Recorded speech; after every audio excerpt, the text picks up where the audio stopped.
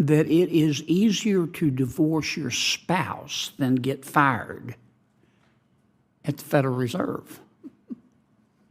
And if that's the case, we're entitled to know that. It's a lot of money over there. And that's not a criticism of anybody. And tell me again about your salary. It's the average of what? It's the average of both the salary and the bonus. So there are about 13 of you, and your salary is set on the average of the 13. That is the case for all DFE-IGs. That's in the IG Act as the formula to be used. I'm just asking, are the others set that way too? The other The 12 other ones whose salaries are used to get your salary? I'm not aware of how those are set, Okay. are established. Okay. And do you get a bonus? No, I do not. Okay. Do the others get a bonus? Yes, that's part of that average that I mentioned. Okay. Do all 12 of the others get a bonus? I don't know the answer to that. If we still had white pages, you could open up the white pages, put your hand over your eyes, and pick a name and say, we're giving you this deal. And it would be successful because the taxpayers had to guarantee 80% of the losses. And somebody needs to look at that. Senator, I'd be happy to come up and talk to you further about that, have my team come up and discuss it with you and your staff and see if there's a way. But I want to talk about it in front of the American people. Welcome back to Right View Nation, the only place where the truth doesn't get sugar-coated, and we don't play footsie with federal corruption.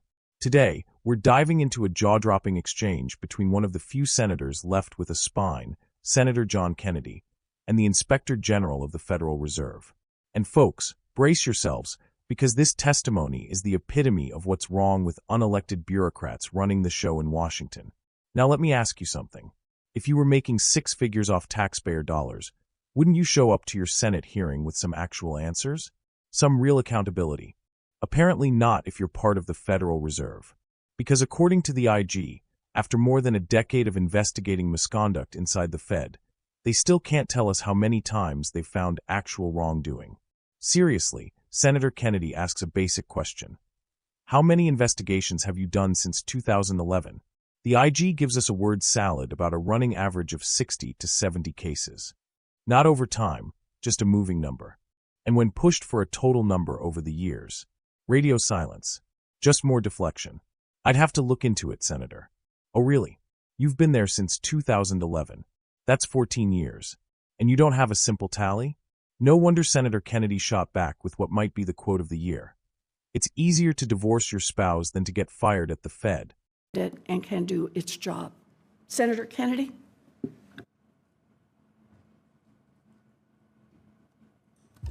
Thank you, Madam Chair. General, welcome.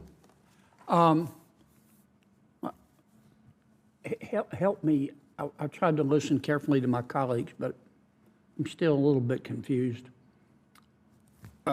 You've been IG since 2011, and you do a lot of internal investigations. In other words, did some particular employee at the Fed not do their job? Is that correct? Yes. About how many of those you think you've done? Well, in terms of investigations of potential misconduct or wrongdoing, we have typically had a running average of about 60 or 70 of those. Obviously, the pandemic... Is that total? 60 or 70 a year? No, at any point in time.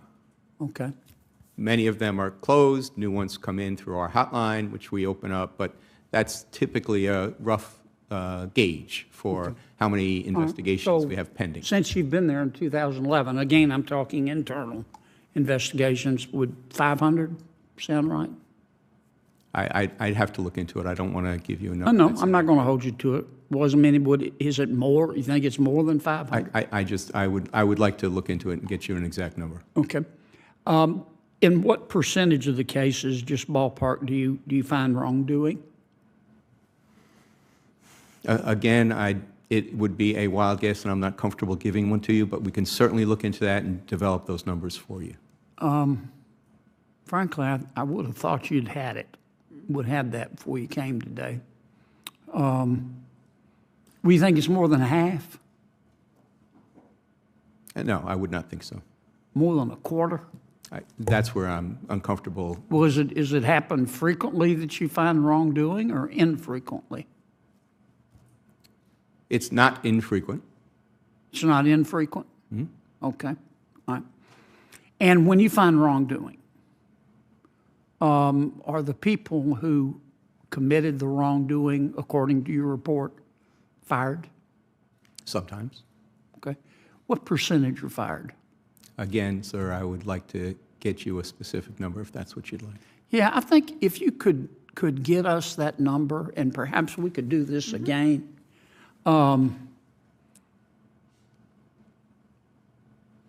Because I think people have the right to know that. I don't want to pick on the Federal Reserve. I just want to treat them like everybody else.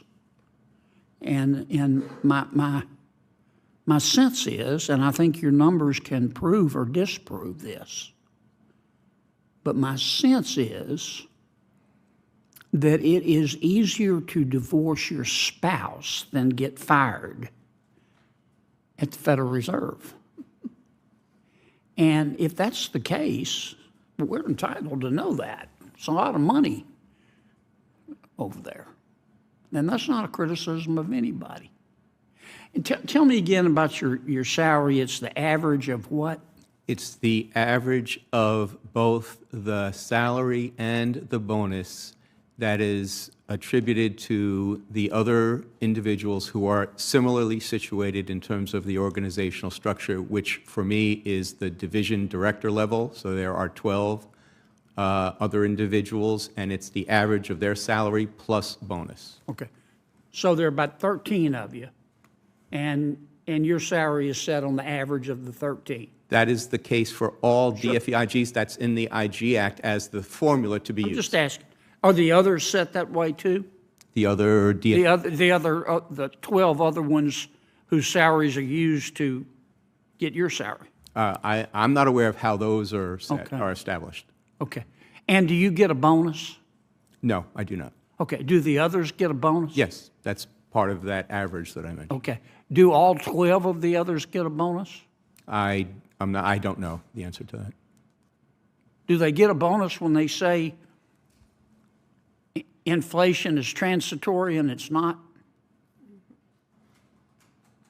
Do they still get their bonus? I don't have the answer to that. Okay. How do we get that information?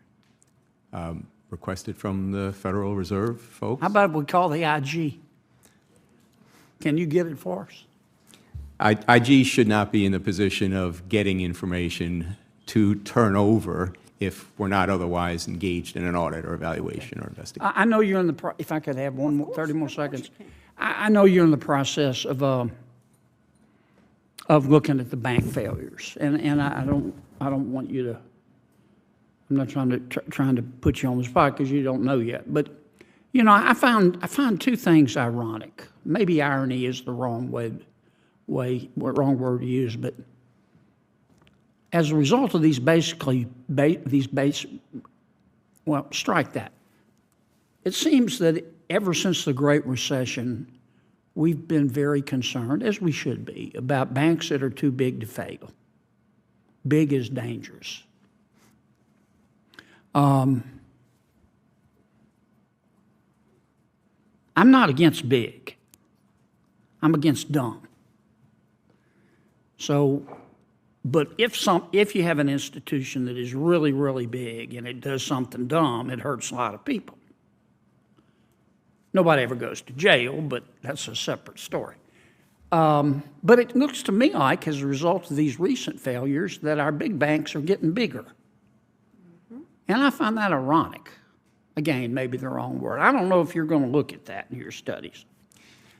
Well, Senator, that strikes me as being a straight-ahead policy issue. The Federal Reserve Board decides what rules of engagement for the supervision of banks at different sizes, tailoring, and all of those are supervisory policy-based I know, but decisions, it's- and the IGs are prohibited it's from really getting involved hard. in overseeing policy. Senator Warren and I may disagree with this, but we disagree a lot, but we still like each other. But see, if I ask Mr. Barr that question, I think the answer I'm going to get is, look, the problem with the bank failures is the management did dumb things, and they were incompetent. And yes, some of my regulators were not as proactive as they should have been, but it's Trump's fault. Trump ain't my homework.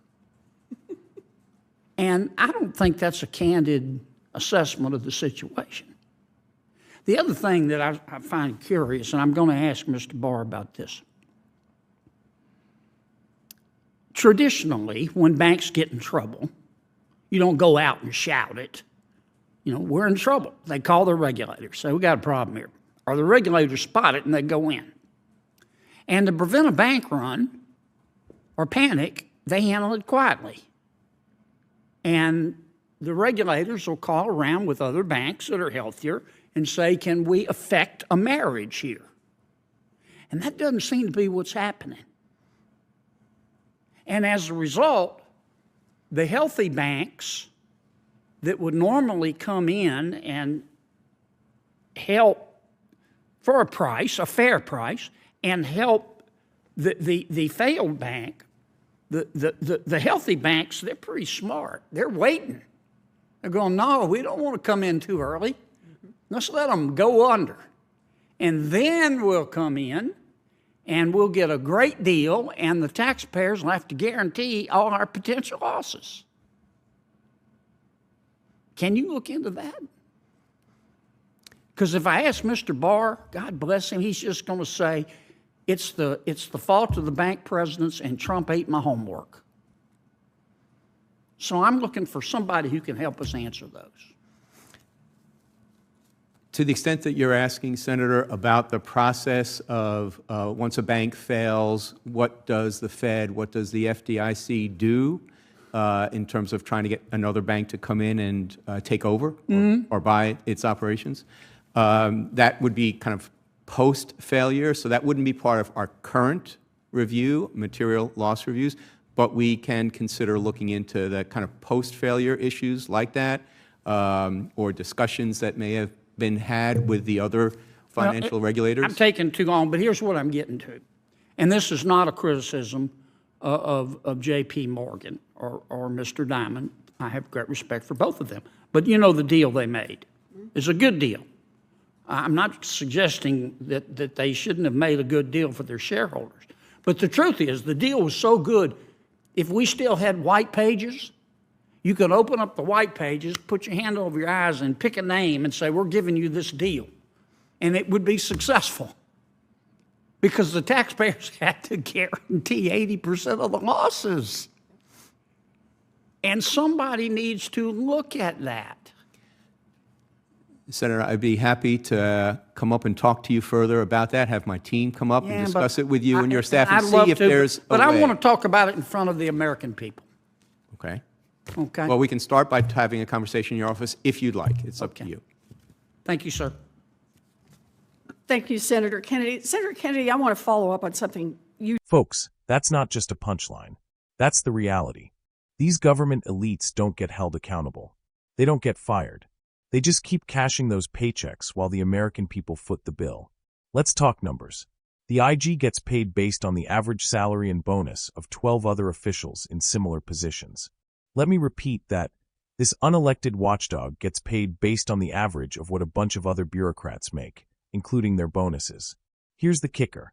He doesn't even know if those other 12 are actually earning those bonuses. He doesn't know if they got bonuses after failing to predict inflation.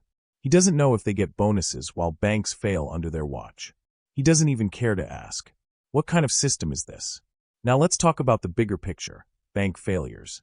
The Fed and its so-called regulators want us to believe it was just incompetent management.